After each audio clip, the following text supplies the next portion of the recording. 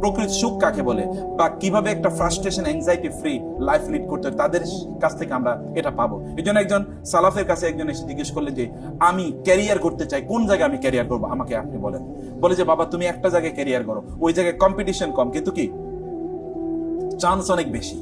Competition অনেক কম কিন্তু এখানে কি সম্ভাবনা অনেক বেশি। বলে কি, বলে ভালো মানুষ হোক, কারণ এখানে কম্পিটিশন খুবই কম কিন্তু সম্ভাবনা কি অনেক বেশি। কম্পিটিশন কম তো ভালো মানুষের কম্পিটিশন আছে নাকি কোথাও? কোনো কম্পিটিশন নাই। অতএব এই জায়গায় চান্স অনেক বেশি, পটেনশিয়ালিটি ইজ বিগ, কিন্তু এখানে কম্পিটিশন ইজ ভেরি লো।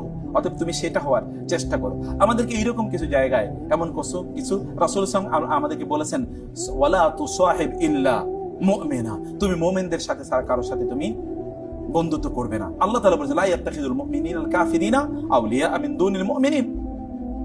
আল্লাহ সুবহানাহু বলেছেন যে তোমরা মুমিন ছাড়া অন্য কাউকে তোমাদের বন্ধু হিসেবে গ্রহণ করো না, তাদের সাথে তোমরা তোমাদের জীবনটাকে কাটাও। ফেরাউনের কথা একবার চিন্তা করে দেখেন তো, ফেরাউনের সুখ কি কারণে গেছে বলেন তো? আচ্ছা ফেরাউনের সুখ গেল কারণে, কোন এক গণকরা তাকে বলছে ওই যে সে স্বপ্ন দেখেছে এমন একজনের জন্ম হবে যার মাধ্যমে আপনার মহা এই যে ক্ষমতা এই তোমার সব চূর্ণ বিচূর্ণ হয়ে যাবে। সে মহা সিংহাসনে বসেও কি ঘামাচ্ছে, দিবার স্বপ্ন যেটাকে বলে, দিনের বেলা সে অস্থির, এবং এই জন্য যত নতুন বাচ্চা হচ্ছে, যত সদ্য ভূমিষ্ঠ ছেলে হচ্ছে সবগুলোকে হত্যা করে ফেলতেছে। কত ভয় আতঙ্ক তার মধ্যে, অথচ মহা সিংহাসনে সে বসে আছে। এর চেয়ে তার পাওয়ারকে চ্যালেঞ্জ করার মতো কেউ নাই। তার টেনশনটা কোথায়, তার অ্যাংজাইটিটা কোথায়, তার ফ্রাস্ট্রেশনটা কোথায়? তার নিজকে পরিবর্তন করা বাদ দিয়ে সে কি করে সবাইকে হত্যা করা শুরু করে দিল। তার নিজের ক্ষমতাকে পার্মানেন্ট করার জন্য তার যা করা দরকার ছিল সে তার বিপরীতটা করেছে, সে আরো চ্যালেঞ্জ অনেক বেশি তৈরি করেছে।